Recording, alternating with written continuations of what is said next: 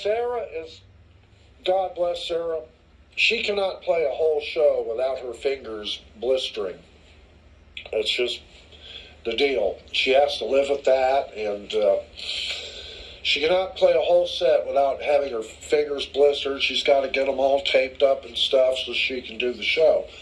And even after about 10 or 15 minutes of that, she'll still get blisters on her hands from playing. She can play the drums pretty hard. And the interesting thing, I remember the drumstick. So Ed Cooper was an art collector and a big fan of the band, and I don't know, maybe he's a bigger fan of Sarah than of the band, but I think he did like our music. But he was a fixture at our shows, and we did a show one time where Sarah didn't get to tape her hands. The drumstick sitting next to me is about 10 years old. Group Stick Wigglies were playing at a club in Houston called the Blue Iguana, which is now gone. And Sarah always brought tape with her because her hands would blister, her fingers would blister. My fingers are super soft because I moisturize. And so I tape up my fingers, and I forgot to tape up this show, but we were already starting before I realized, oh crap, I forgot to tape my fingers. So I was playing, and I played pretty hard, and the sticks were just digging holes into my fingers. This particular night, she forgot to tape.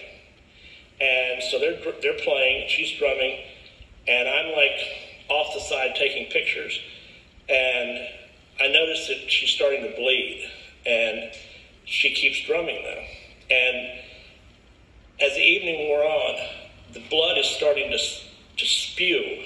I was playing, and then blood started spraying, and then it was kind of like that Saturday Night Live Julia Child where she slices the artery and blood. It wasn't that bad, but it was definitely spraying. And she's starting to get blood covered on her blouse, and I think she had a skirt on. And by the end of the evening, the drumsticks were covered with blood. She was covered with blood. There was blood on the cymbals. There was blood on the snare. There was blood everywhere. But she kept playing. We were hanging out in those times, and it was maybe a night or two after this gig. We were out doing something else, and I noticed one of the drumsticks was in the back seat of her car. I put it in my car and kind of forgot about it, and so it was just a super biohazard gross thing. And then I told Ed Cooper about it, and he's like, that's badass, I totally want that.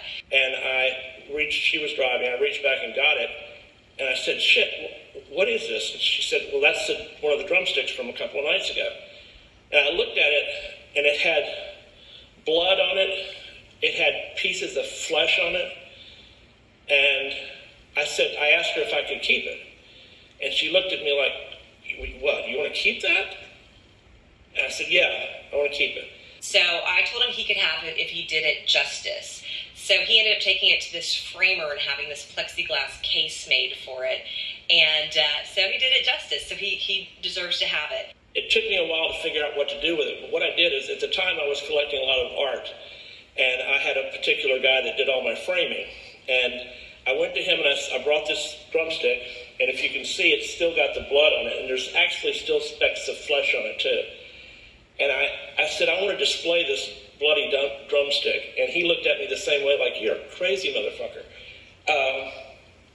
I said, no, I want you to make a base, and then something to hold the drumstick, and then something to go on top so this comes off.